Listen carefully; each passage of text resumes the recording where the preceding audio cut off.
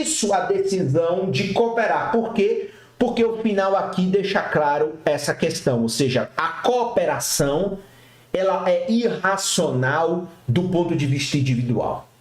Então não é uma cooperação racional do ponto de vista individual, ela é irracional. Você tem medo de ser traído. Agora vamos ver isso aplicado, então, oligopólios como um dilema dos prisioneiros. O que o dilema dos prisioneiros tem a ver com os mercados e a competição imperfeita? É que o jogo dos oligopolistas que tentam atingir um resultado monopolista, então, os mercados oligopolistas vão buscar agir como monopolistas em quantidade e preço, é semelhante ao jogo dos dois criminosos no caso do dilema dos prisioneiros. Considere mais uma vez as escolhas que Jack e Jill precisam fazer. Depois de prolongada negociação, os dois fornecedores de água decidem manter a produção em 30 galões, de modo que o preço fique alto e juntos consigam obter o lucro máximo. Após concordarem sobre os níveis de produção, no entanto, cada um deve decidir se coopera e assume sua responsabilidade ou se ignora e produz em nível mais alto. Então, igual o dilema dos prisioneiros. Eu vou cooperar, assumir a minha parte e ter um lucro máximo, ou eu ignoro a cooperação e vou agir pensando nos meus interesses próprios e produzir um nível mais alto, dado que eu não sei se o Jill ou se o Jack, no caso de um ou de outro, se o outro cooperará com o mercado e cumprirá o pacto.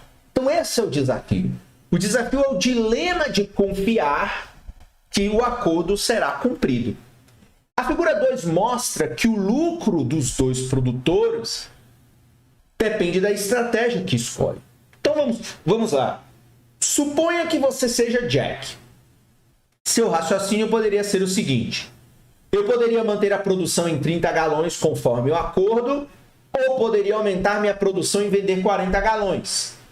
Se Jill respeitasse o acordo e mantiver sua produção em 30 galões, terei um lucro de 2.000 com produção alta e de 1.800 com a produção baixa. Nesse caso, ficarei em melhor situação com a produção alta. Se Jill desrespeitar o acordo e produzir 40 galões, então ganharei 1.600 com a produção alta e 1.500 com a produção baixa. Novamente, ficarei em melhor situação com a produção alta. Portanto, veja, assim, independentemente do que Jill decida, ficarei em melhor situação se eu desrespeitar o acordo e aumentar a produção. Que aí vem aquela frase final lá da seção anterior. A cooperação, neste caso, igual ao dilema dos prisioneiros, ela é irracional do ponto de vista individual. Então veja, produzir 40 galões é a estratégia dominante para Jack. É claro que Jill raciocina da mesma maneira e assim os dois tendem a produzir um nível de 40 galões cada um. O resultado é uma receita menor do ponto de vista de ambos, com lucro menor, com lucros menores para os dois. Esse exemplo ilustra por que os oligopolistas eles têm enorme dificuldade para manter lucros monopolistas. O resultado do monopólio é racional para o oligopólio no todo, mas cada oligopolista tem um incentivo para trapacear. Então, mais uma vez, o resultado do monopólio é racional para o oligopólio no todo, mas cada oligopolista tem um incentivo para trapacear, tem um incentivo para não cumprir o pacto ou o acordo deste conluio, deste cartel. Da mesma forma que o interesse próprio leva os criminosos do caso do dilema dos prisioneiros a confessar, o interesse próprio também faz que seja difícil para o oligopólio manter o resultado cooperativo com produção baixa, preços elevados e lucro de monopólio. Vamos aqui agora ver a figura 2 que vai tratar este caso. Então, você tem a decisão de Jack vender 30 galões, que seria o acordo para ter lucro de monopólio, ou vender 40 galões. A decisão de Gil, vender 40 galões ou vender 30 galões. Então, cada um tem duas estratégias. Se os dois cooperam, o que é muito difícil, eles vão ter um lucro de 1.800 e um lucro de 1.800. Ok? Então, os dois teriam um lucro de 1.800. Se os dois não cooperam, os dois vão ter um lucro de 1.600 e de 1.600. Portanto, os dois saem em pior situação, menos lucro. Mas eles vão ter a estratégia dominante de vender 40 galões, porque como um não confia no outro, não confia que o outro cumprirá o pacto de produzir apenas 30 galões, os dois vão produzir 40 galões, porque caso o outro não cumpra, você lucra mais. Então veja, se o Jack decidir produzir 40 galões, ele descumpre o acordo, ele ganha 2.000 e Gil ganha 1.500. E o inverso também ocorre, ou seja, se Gil decide produzir 40 galões descumprindo o acordo de monopólio, Gil produz 30 porque cumpriu, então fica com 1.500.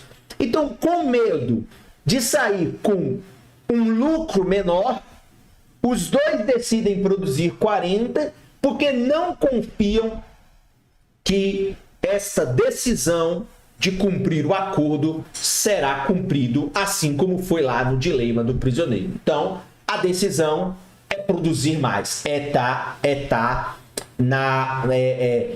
tomar a decisão da produção mais alta. Então, veja, neste jogo entre Jack e Jill, o lucro que cada um obtém com a venda de água depende tanto da quantidade que ele ou ela decide vender, quanto da quantidade que o outro decide vender. Então, com medo de ser traído, os dois vão produzir o máximo possível para tentar lucrar o máximo possível. Então, veja a dificuldade que existe no oligopólio de você encontrar um cenário de cooperação.